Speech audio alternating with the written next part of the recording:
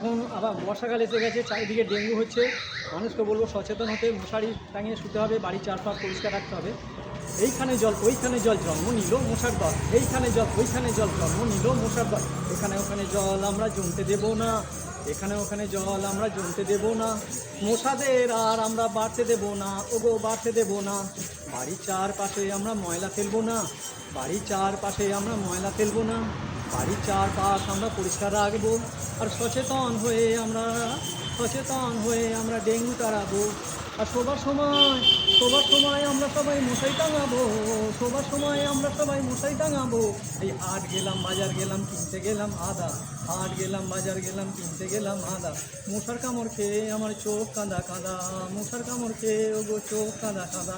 তাই তো বলি, এইখানে জল ওইখানে জল জমতে দেবো না, এইখানে জল ওইখানে জল জমতে দেবো না।